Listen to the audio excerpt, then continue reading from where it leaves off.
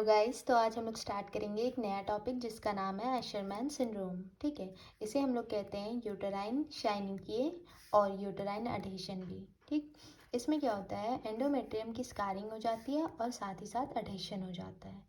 ये किसकी वजह से होता है? बेसल जोन जो होता है एंडोमेट्रियम का, उसके ट्रॉमा की वजह से। और इसमें जो हार्मोनल प्रोडक्शन होता है वो नॉर्मल होता है, क्योंकि जो एचपीओ एक्सेस हमारी होती है उसमें कोई भी एबनॉर्मेलिटी नहीं होती है, जिसकी वजह से जो भी हार्मोन प्रोडक्शन होगा वो नॉर्मल होगा। इसके कॉजेज़ क्या क्या हो सकते हैं, जैसे कि हमारे ओपीडी में या क्लिनिक पे कभी कोई लेडी आती है, मतलब मिसकैरेज या अबॉर्शन के केसेस में, तो उसमें डायलिटेशन और क्यूरेटेज होता है। तो कभी कभी जो डॉक्टर होते हैं वो विगरज क्यूरेटेज कर देते हैं, जिसकी वजह से जो वेसल जोन होता है वो डैमेज हो जाता है, और इससे क्या होता है, एंडोमेट्रियम में स्कारिंग और एडहेशन होने की संभावना होती है।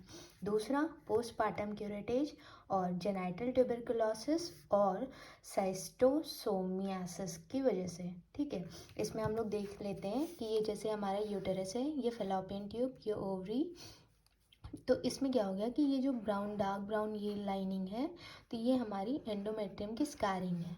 और यहाँ पे ये जो मैंने क्रॉस किया है नेट जैसा, ये क्या हो गया, ये अडहेशन हो गई है इसमें। ठीक है, और जो ओवरी से हार्मोन निकल रहे हैं वो नॉर्मल है। ठीक, नॉर्मल वैल्यू है उनकी, क्योंकि जो हमारा ओवरी है वो भी नॉर्मल है, और जो एच पी हाइपोथैलेमस और पिट्यूटरी है वो भी नॉर्मल है। ठीक, उनमें कोई भी एबनॉर्मलिटी नहीं है। अब जो हमारी पेशेंट है वो किस लिए हमारे पास आएगी, दो चीज़ों के लिए। सबसे पहली तो मेंस्ट्रुअल एबनॉर्मलिटीज़ उनमें होंगी, जैसे कि हाइपोमेनोरिया, ओलिगोमेनोरिया, एमेनोरिया। ठीक है, इनकी वजह से वो हमारे पास आएगी। ठीक है, मल्टीपैरिटी तो इसके लिए आ रही है, तब तो ठीक है, हम उसमें देखेंगे आगे कैसे करना है। लेकिन कभी कभी क्या होता है कि जो फीमेल है, आजकल न्यूली मैरिड लोग क्या कर रहे हैं कि मतलब पहले पहले ही वो नहीं चाहते हैं कि मतलब बच्चे हो जाए। ठीक, तो अबॉर्शन भी करा लेते हैं। तो उसकी वजह से क्या होता है कि क्यूरेटाज, जो विगरस क्यूरेटाज कर दे रहा है डॉक्टर, जो भी ऐसे एक आध दो लोग कर देते हैं, तो उसकी वजह से जो एंडोमेट्रियम है उनमें स्कारिंग हो जाएगी। ठीक, अडेशन हो जाएगा। ठीक, तो उसकी वजह से उनमें क्या देखने को मिलेगा, इनफर्टिलिटी। तो इसलिए ओपीडी में मेंस्ट्रुअल एबनॉर्मलिटी के साथ साथ इनफर्टिलिटी के केसेस भी आ रहे हैं। ठीक, अब हम लोग क्या करते हैं कि जो प्रोजेस्ट्रॉन चैलेंज टेस्ट है वो इसमें नेगेटिव है। क्या हुआ कि हमने पहले देखने के लिए इसमें देखा कि मतलब कहीं प्रोजेस्ट्रॉन की तो कमी नहीं है, पर नहीं, जब हमने उस फीमेल को बाहर से प्रोजेस्ट्रॉन दिया, ओरल कॉन्ट्रासेप्टिव पिल या मतलब इंजेक्शन के थ्रू, कैसे भी जब दिया, तो हमने जब प्रोजेस्ट्रॉन दिया तो क्या होना चाहिए कि एंडोमेट्रियम अगर सही है पूरी तरीके से, तो उसमें ब्लीडिंग फेज देखने को मिलता। पर इसमें क्या हुआ है, एंडोमेट्रियम सही नहीं है, स्कारिंग हो गई ना, वो डेवलप ही नहीं कर रहा है, प्रोलिफरेट ही नहीं कर रहा है।